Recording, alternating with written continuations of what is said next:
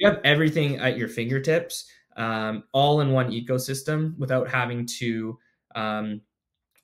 sign over the keys, hand over the keys essentially to a parking conglomerate and losing control of your lot in a non-transparent way. And so it's really a DIY tool for people to make the most of their property and in a way give back to the community to a certain extent. This is the Saskatchewan Real Estate Podcast. Hello and welcome back to the Saskatchewan Real Estate Podcast, your home for all things Saskatchewan, all things real estate. I always love when I hear of a new way of someone utilizing a space that wasn't otherwise used and really capitalizing on that. So I was really interested to talk to Josh Glow, because Josh, I think you have a really cool product that's not necessarily real estate related, but it is. And we'll get more into it as the interview goes, but just start us off with an introduction of yourself and the company that you manage there. Yeah, sounds good. And thanks for having me on. Super honored. My name is Josh Glow. I'm president and co-founder of Gryd, or Gryd Digital Media. Founded in the prairies, but since 2016, we've now expanded across Canada and the US. We have two different divisions. We do a lot of work of media and marketing production for larger property managers and developers. And then more so probably what we're going to talk about today, because it has more to do with Saskatchewan specifically, is our parking application that we built. And I can tell a bit of a story later on when you get to it of how we came across that. But you know what, let's get right into it. I want to hear the story right away, Josh. Yeah, sounds good. So yeah, parking's this really interesting thing in society. It's like, it's part of the journey to get to your destination. It's not necessarily a destination itself. And so, and many people have very negative experiences and connotations with parking, whether it be customer service, enforcement challenges, or challenges with other parkers in the area. And so, we were looking around we had all these conversations and relationships in real estate and like, what's next for us. And we were looking around at ancillary revenue opportunities for property managers and for, any small businesses and religious institutions, churches, etc. And then looking around in the communities where there's always a parking shortage. The industry is sort of like an oligopoly. There's just a few parking operators that manage it in an old school like manner. How can we better utilize community infrastructure and parking and provide a better parking opportunity for an alternative parking supply for parkers, as well as a new revenue stream for all of these types of small businesses and nonprofits that could really use it and would appreciate it. And sort of that's how we pieced everything together. I always love when I hear ideas like this, because what you're proposing or what the business is not super like ground changing, like we've invented this new chip. It sounds like you're utilizing space that a business, a church, an organization would have and uses for, we'll say, a short period of time. But then there's out of office hours where those spaces are not utilized at all. And because of the signage that's put up, no one utilizes that space. So you've come up with this really unique way of bringing it all together. So just walk me through that process, Josh, of how do you work with a business to get something like this in place? And like, walk me through how the process works a little bit. Yeah, sure. Sounds good. It's pretty basic. We're not infrastructure heavy. We don't need big machines, pay machines, or anything like that really to get started. Everything in our system is app-based and signage is scalable. If the location is open to having a little bit of signage, which ends up driving more revenue and opportunity, we'll do it. If not, we can just work off of a general zone. The way that our system works is every stall has its own unique schedule, and we can essentially, we match up a user with the best defined stall based on their schedule to maximize utilization essentially.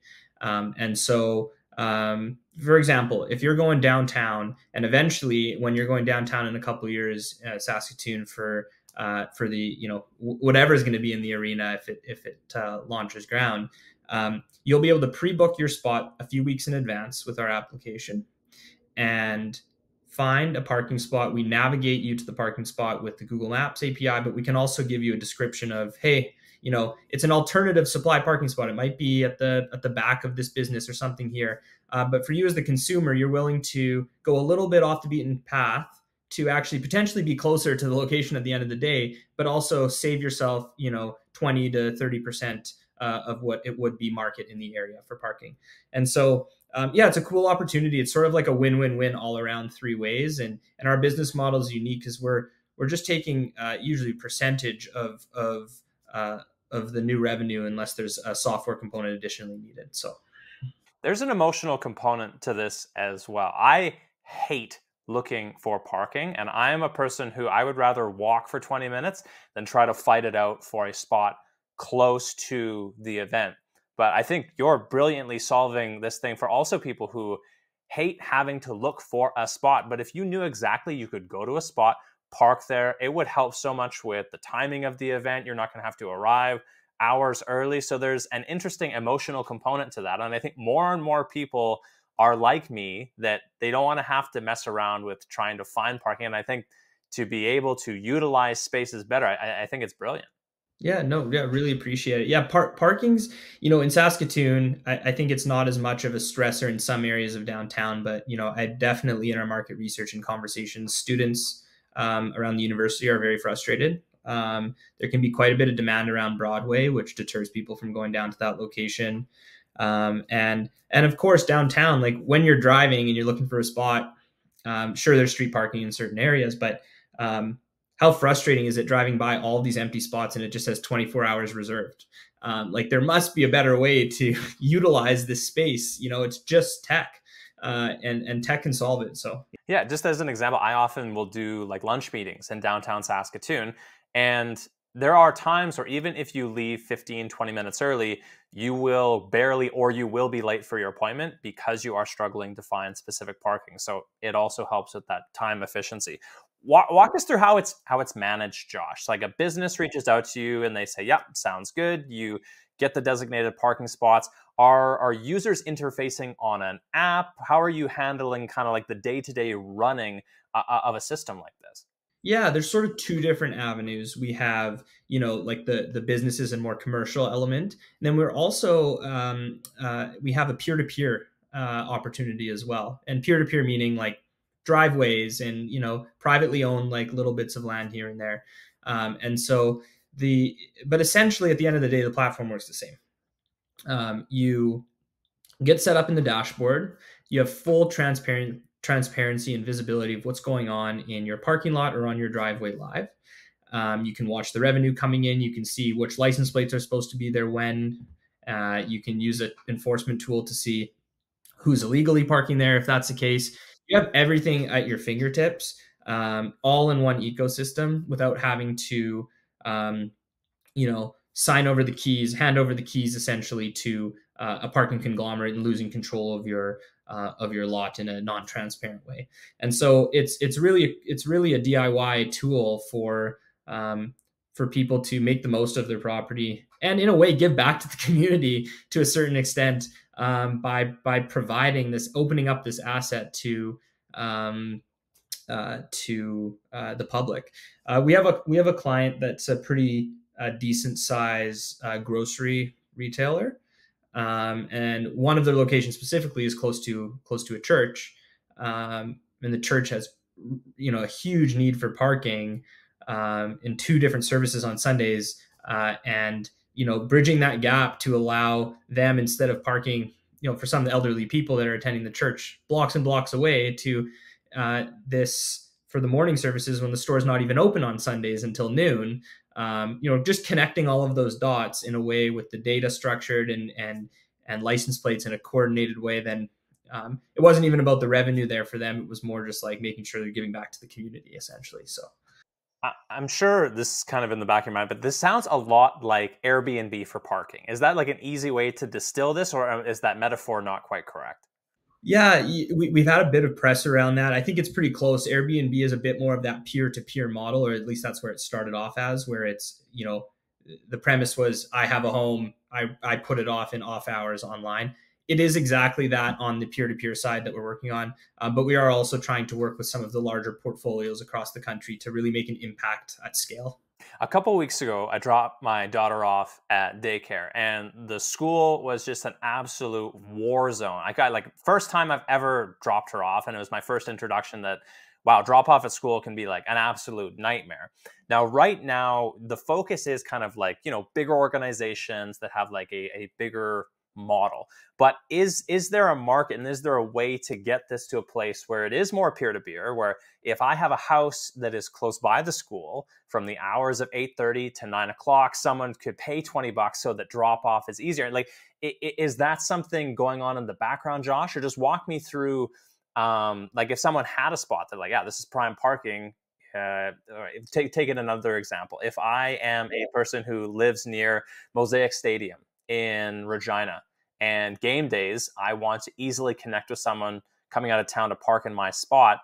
Walk me through the evolution of the potentials there. Yeah, no, spot on. It's exactly what we're thinking about. Everything we're building, we're trying to hit the low hanging fruit first, which is the largest availability zones, and sort of make the biggest impact initially to prove out the model, which we've done. And we're now looking at that those micro instances that at scale will make a difference. For example, let's say you live in a condo or whatnot. You have 2 parking spots. One's empty, or you go on a road trip for a month down to the States, whatever it is. You're able to release that spot to the public, and share the revenue with both the condo corporation, if that's applicable, and yourself, or maybe it just goes to yourself because you wholly own it, whatever it is. But you're better utilizing that asset. You're releasing it to the community, whether it's just within other condo goers or visitors to the condo, etc., or parkers in the area, and maximizing the revenue for yourself on an asset. Parking spots are worth in Canada, underground parking spots can range from $15,000 a spot to over 100, right? Like they're, it's not just a slab of concrete. There's scarce. Underground parking in certain areas of Toronto and Calgary are worth quite a bit.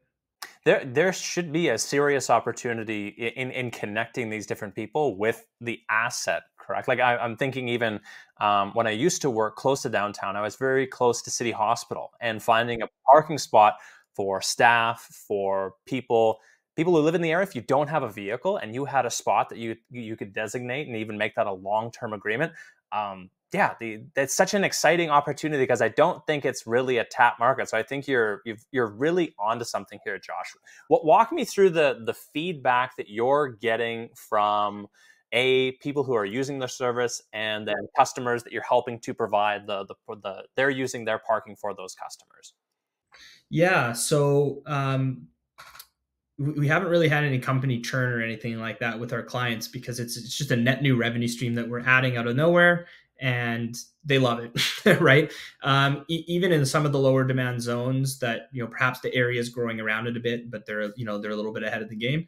It's not costly to set things up and sort of cast a wide net and see what you can catch, if you will. So no, it's been definitely a net positive, and we built the application, or continuing to build the application, so that it's not admin heavy. It's just automated, seamless, and you're really only pulled in if there's something to talk to you about. Should we change some pricing here? We have this continuous enforcement problem with this one parker. What would you like to do about it? Etc. So, but other than that, it's quite automated. Customer wise, I think for some, it's quite refreshing. I know we've heard, and from some of our surveys, that people are, and this might not be necessarily the case for everybody in Saskatoon, but I'm sure it's some, anxious to go downtown.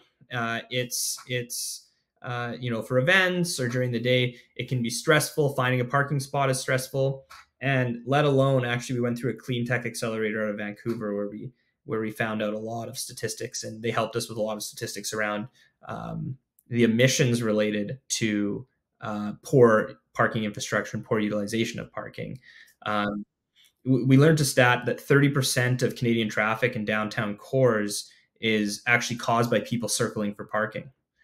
And so, if we can navigate somebody from their house straight into a parking spot that's assigned for them for that hour, that saves it really compounds across all of parking. Not every single person's looking for a spot, but if one person is and they're moving around, slowing the whole train down, that's really where it compounds. So, yeah, no, I think removing that anxiety portion of parking, and just like, um, open table, like that user experience with open table, where you can actually pre-reserve tables in restaurants before you go on an application without calling. When that started to be normalized at the beginning, people are like, what's the point of that? I'm just going to pick up the phone and call. But now it's like, I could be in a meeting with you and quickly book, for us to link up for a coffee in Saskatoon, or for a bite. Um, it's the same experience. Think about pre-reserving your table, pre-reserve your parking spot too. You now have the end-to-end, journey portion of your destination complete. Making life easier, just a little bit more straightforward. To take us through some of the big projects that you're working on right now, Josh, and if you're kind of like looking to expand, like, are you guys active in Saskatchewan right now, and are you kind of bringing some partners on board, or walk me through kind of where you are in your Saskatchewan expansion? Yeah, sounds good. So yeah, we have some great relationships in Saskatchewan, and we are looking at both Regina and Saskatoon. We will be starting with Saskatoon, and we have some properties coming live this fall. And so we're looking at launching the rest of the city and rounding it out. And we really want to focus on what we've done really well, which is areas around universities and education. Hospitals is huge. There isn't a Canadian city that doesn't have an issue with parking around hospitals, and the competitive nature with it, and wait lists, even just for many of the nurses and other staff that are working there. And so yeah, that's we're going to continue expanding across Canada, and we will eventually be going in the States with a slightly different model, but more to come on that soon. That's very exciting. So if someone is listening to this and they're like, brilliant, I either want to be a consumer of the product, or I have parking available, what's the best way for them to start the process or get in touch with you? Yeah, sounds good. So, a contact form on the website. If you have any spots or you want to chat about anything at all, we're happy to discuss. You can submit a contact form, or email park@gryd.com. That's Gryd with a Y. So that works. And then, as a customer, hop on the App Store, download the app. We do have a promo code that we've launched in Saskatoon. It's First Park, all caps. And that will give you your first park free up to $10. So it gives you a chance to actually try the application out, park somewhere cool where you're going, and yeah, and then give us any feedback if you have some ideas, or yeah, we're always open to chatting. Okay, brilliant. I think big things are on the way with this, because I think it's just such an obvious solution to a problem that is out there. So I think it's a really cool product, and I really look forward to see where you go with it. To round us off here, Josh, I like to have everyone who comes on answer this question. And it's, what piece of advice would you give to a younger version of yourself? Yeah, so it's a tough one. I think um, growing the business has been really fun, rewarding, and there's tons. Like, I'm not even done learning. We're still probably considered a small business with a 30 head count, but one of the most challenging things for me um, has been actually, as because we started as a one person company, and as we were able to grow, stripping off portions of the job that I love, and handing them over to people, so that we can all focus on what we're best at.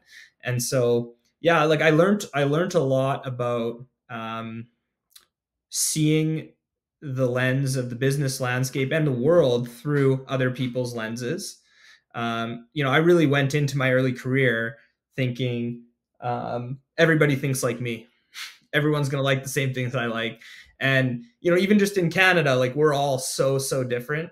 And, I wouldn't say any mistakes were made, but it was just one of the biggest learnings that I would probably, um, uh, toss to myself, I guess, to my younger self before this business venture had started. So Not to totally hijack your advice there, but there's a book called 10x, not 2x, and I really like it because it kind of goes exactly what you're saying, that in order to get big results, you can just get twice the results by working twice as hard, but then you're burnt out, you're not any farther. But if you want to 10x your business, you have to figure out what you do really well, what you can hand off to someone else. So if someone's wanting to kind of implement what Josh is talking about, I think that book was really good. So I really enjoyed that. Yeah, I'll throw it to you, Josh. Any book recommendations? You seem like a really smart guy, good head on your shoulders. Anything out there for people to read?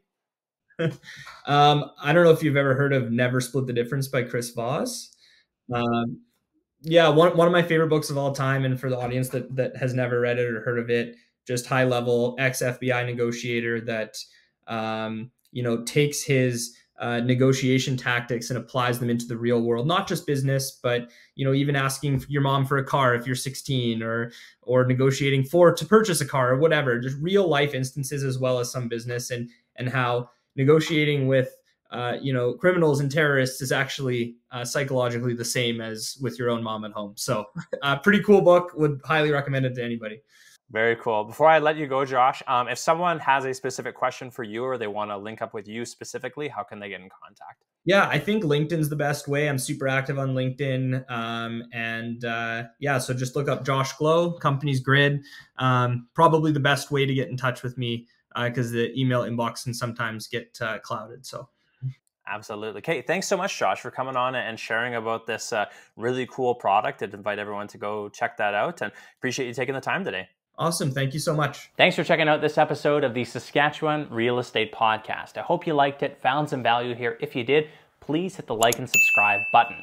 2 things before you go. Number 1, if you'd like the chance to win your mortgage payment, simply recommend me as a mortgage broker. The person you recommend, if I do a discovery call with them, you can win up to $2,500 for a win your mortgage payment or to cover off your rent. Simply recommend me as a mortgage broker and you're entered into the draw. Secondly, the Saskatchewan Real Estate Podcast is teaming up with the Saskatchewan Realtors Association as they host the State of Real Estate coming up in September. If you'd like a discount on your ticket, come say hi to me at the event. Simply enter promo code RON10 when you're buying your ticket, and we'll see you there. Until next week, I'm Ron Caroni, your Saskatchewan mortgage professional. Bye for now.